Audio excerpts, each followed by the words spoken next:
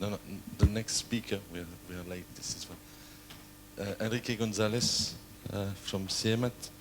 So he's responsible, he's a key person for nuclear data, and we have the pleasure to have Enrique as main coordinator of key projects related to nuclear data in Europe. He will present the synthesis of 3 here, and please, you have the floor. Thank you, Roger.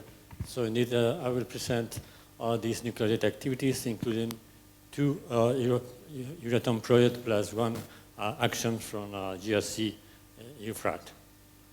So let me make a small introduction. So nuclear data and the associated tools are indeed critical elements of the nuclear industry and research, because they're playing a very important role on the simulation, both for the calculation of safety and performance parameters, as well as for the design, the innovation in the design of these facilities and the interpretation of the measurements. However, this nuclear data is often not visible for the applications that rely on the huge data sets of nuclear data cross-sections, branching ratios, or fission yields, that indeed, even when they are not so visible, in many cases they are the limiting factor for the accuracy of the codes in these applications.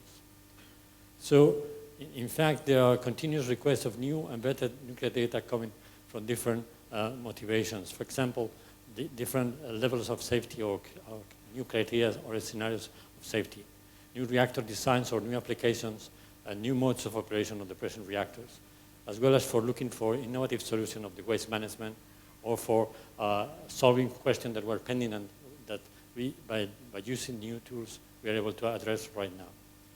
Regularly, we compile these requests and we evaluate these requests, and they are finally compiled in high priority request lists, both from NEAOCD and from IAEA. Indeed, in order to have nuclear data available for applications, we need to go through several steps that are what we normally call the nuclear data cycle. Normally we start, this is working. Well, normally we start by making differential experimental measurements, where we need to have available the specific targets, so special neutron sources, as well as the appropriate detector systems. Then we have to use physics models to make the evaluation and produce evaluated data files that can be then distributed within international libraries, and in this way they are automatically integrated in the simulation programs. And with these programs then we can make a validation, either making specific integral experiments or benchmarks.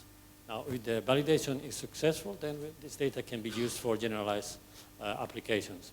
If not, then we will need to make additional measurements to improve the quality. And then in this period, we have been running 3 different initiatives on nuclear data, the CHANDA and ERINDA project and EUFRAT, and they worked together in a very close method in order to improve all the different steps of the nuclear data cycles. There were significant improvement in the neutron sources that they were available before. A new neutron source, the NTOF experimental area 2, was made available. There was new methods to prepare samples, new methods to make the detectors. We improved the tools for the evaluation and also improved the efficiency mechanism for and reduce the time of the dissemination. And all of this, we also took the opportunity to use it for training young scientists. Indeed, to produce the high quality data requires a combination of many different know-hows of these different steps. And in Europe, this know-how is widely distributed on many different teams, and most of the teams specialize only on few of these components. So in order to be able to respond, we have to make a well-structured but a large synchronized collaboration between different EU institutions, and this have been facilitated by the Euratom Framework Program that has been instrumental to nucleate these large pan-European collaborations, like, for example, the CHANDA. Also, the Euratom program has been an efficient way to provide transnational access by the initiatives like ERINDA and by the direct GRC action EUFRAT. Going to the project, just one slide per project. We have the CHANDA project. You have there the web page, and there is also a poster that can be seen outside.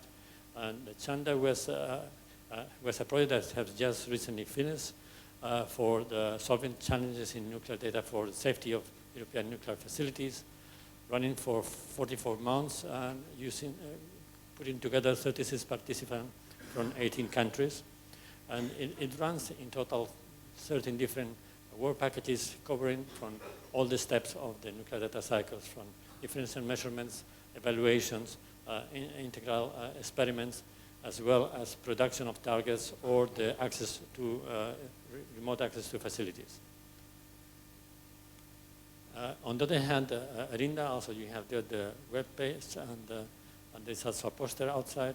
ERINDA was concentrated on the transnational access to experimental facilities. And the project put together 13 different partners that provided access to different kind of facilities, like time-of-flight facilities for fast neutrons, or charged particle accelerators, as well as research reactors. And altogether, they offer more than 3,000 additional beam time for 26 experiments. The way these experiments are selected to increase the quality and efficiency of the system is by pooling facilities according to the user proposals, and they are selected by an independent program advisory committee. Also, since 2005, the GRC offers access to its nuclear research infrastructure for external users, and since 2014, indeed, this is done into the project EUFRAT. And this allows to have access to the Jelena time-of-flight facility, as well as to the Monet Tandem Accelerator, Meteorological Laboratory, the deep underground low-level radioactive laboratory, as well as to the laboratory for preparation and characterization of samples of targets that are used for experiments all over Europe. Now, I cannot go through all the achievements. There are a long list of the achievements of different types. Just indicate the types of points were introduced by this proposal, by this project, and you can read it on the note more details. But it includes the improvement of facilities, like, for example, the N-top experimental area 2, or the integration and development of target fabrication capabilities, by which GRC together with PSI and MENS produce a large number of targets. New methods for cross-section measurement, both from the point of view of new detectors as well as new facilities. Comprehensive development of current reactions, covering both capture, fusion, inelastic, and others. New improvement evaluation models, like with the new version, for example, of the standard code TALIS that is used worldwide for this application. System for comprehensive uncertainties and correlation libraries in the evaluation system. Validation and improvement of data using integral experiments. Fast comprehensive dissemination of results. Comprehensive tools for transport problems, including high energy particles. And I want to make a special point for the publication of results of specialized users and training of young scientists, where we can count more than 125 peer-reviewed publications, and more than 30 PhD theses and 18 master theses just in the CHANDA proposal, and 77 additional publications from ERINDA. All of this was complemented with transnational access to the experimental facilities. Just as an example of the amount of results produced, this is one of these lines, or one of the lines of the previous slide. Here we show some of the actual differential nuclear data measurements performed in CHANDA. It includes, for example, fission cross-sections on different plutonium, neptunium, and uranium isotopes, capture cross-section on just uranium-235, for example, a very important isotope, as well as for minor isotopes of plutonium, and elastic and inelastic cross-section of different isotopes in the structural materials as well as in the field. Not only cross-sections were measured, we also measured decay data for many fission fragments, as well as the neutron emission probability for the delayed neutrons promoters, and the fission yields in a number of nuclides and in different irradiation conditions. Now, a little bit on the strategic perspective for the preparation and management of these projects. They were always proposing an inclusive approach, including 18 countries and 36 partners and as many as 18 laboratories from the point of view of transnational access. And the synchronizing the priorities of these different teams by the Euratom call has been an efficient way to address the significant challenges. Indeed, after this last decade, the visibility and impact of European nuclear data research has improved very significantly, and today can very much compete with any other region in the world, like USA, Russia, or Japan. In addition, the pan-European collaboration also guarantees the survival of the nuclear data research teams. And this helps to maintain the nuclear data know-how in the European Union. Also, the efficient collaboration of these teams with well-identified capacities allows mobilizing the national resources and reduce the need for unnecessary competition, replacing it by the complementarity. However, to maintain the standards in quality and relevance, we use internal competition in the preparation of the proposals and in the pooling of the access to the facility. In the paper you can find some success stories. Let me just point some of them.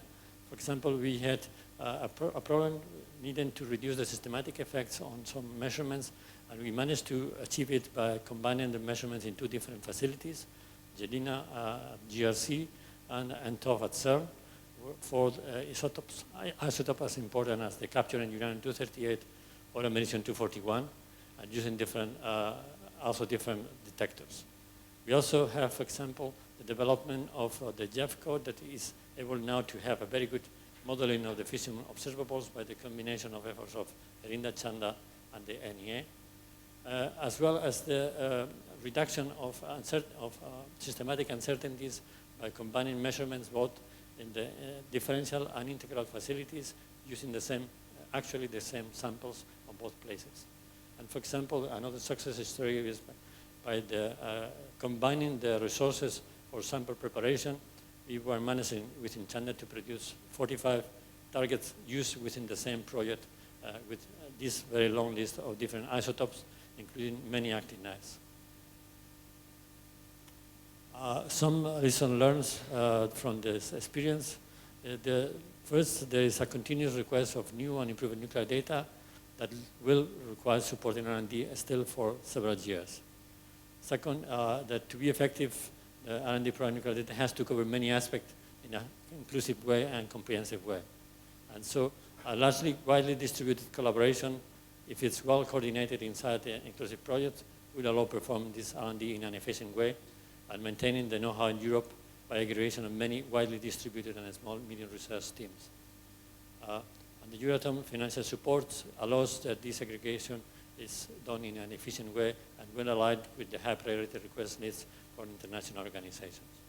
Also, the Euratom project has been very successful to produce the expected results and a large number of publications and PhD theses. Still, there are remaining challenges. For example, there are tools that have been developed in CHANDA and ERINDA and EUFRAT, and we have to make sure that they're applicable not only for energy applications, but also for medical and other non-energy applications, and these have to be done in the coming years.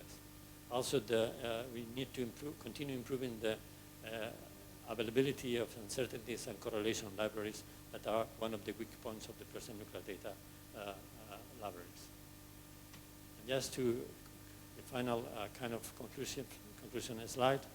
So the result of the nuclear data project, both CHANDA, ERINDA, and EUFRAT, have contributed to improve the nuclear data for major isotopes, but also for some of the minor but critical isotopes that are relevant for safety, waste management, and future concepts. And also, this better data enable more reliable simulation and evaluation capabilities that contribute to improve the safety and efficiency of the present European reactors. In addition, making more complete nuclear data and uncertainty levels will help to progress towards best estimate plus uncertainty calculation to become available for safety assessment and design and operation. Just the last remark is two new proposals were submitted to the work program 2018. Both had been selected and approved, and they have recently signed.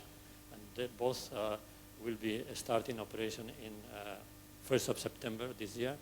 One is CHANDA with 35 partners focusing on delivering new measurements, and the other Ariel with 23 partners to provide transnational access for nuclear data experiment that can be used both in research but also for training and education. Thank you very much.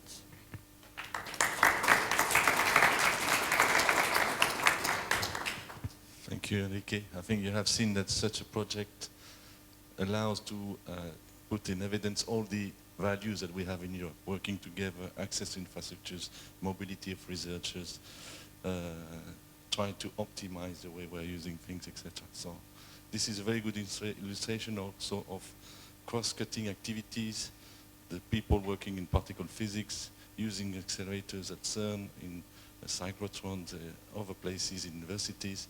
They still have a contribution, so this is a good example. Now we'll give the floor to Frank, and we can have a short discussion. Maybe we will keep it small, but please, Frank, if you want, if you have some additional questions, it will be part of the session. Thank you.